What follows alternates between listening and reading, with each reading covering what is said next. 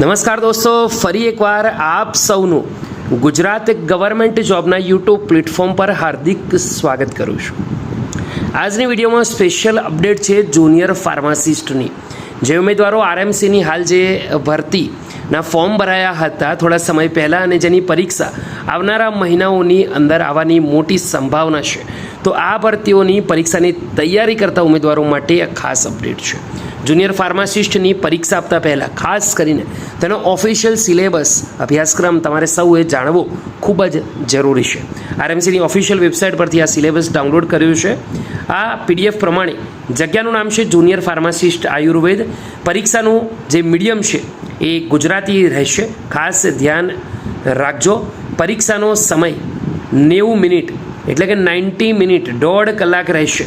કુલ પ્રશ્નોની વાત કરીએ તો કુલ 100 પ્રશ્નો રહેશે એમસીક્યુ પ્રકારના, અને કુલ ગુણની વાત કરીએ તો 100 ગુણ રહેશે, એટલે કે દરેક ક્વેશ્ચનનો 1 માર્ક્સ રહેશે।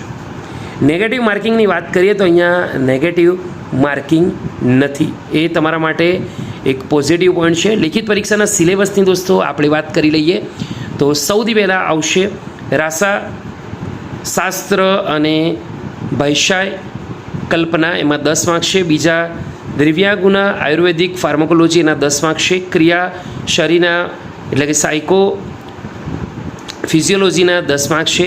રચના શરીર એના માટે 10 માર્ક્સ છે। એમ કરીને દોસ્તો અહીંયા ટોટલ તમે વાત કરો તો 12 અલગ અલગ વિભાગના ટોટલ અહીંયા 100 માર્ક્સ છે। જનરલ નોલેજના 5 માર્ક્સ છે। બેઝિક કમ્પ્યુટર નોલેજની વાત કરીએ તો એના 5 માર્ક્સ છે। ઇંગ્લિશ ગ્રામરના 5 માર્ક્સ છે અને ગુજરાતી ગ્રામરના 5 માર્ક્સ છે। એમ થઈને 80 માર્ક્સનું ટેકનિકલ છે અને 20 માર્ક્સનું નોન ટેકનિકલ રહેશે, તો એ તમારે ખાસ ધ્યાન રાખવાનું છે। તો આ છે દોસ્તો મહત્ત્વપૂર્ણ અપડેટ। વિડીયો ગમી હોય લાઇક કરજો, બીજા સુધી શેર કરવાનું ભૂલતા નહીં। ફરીવાર મળીશું, ત્યાં સુધી ગુડ બાય, ટેક કેર, જય હિન્દ।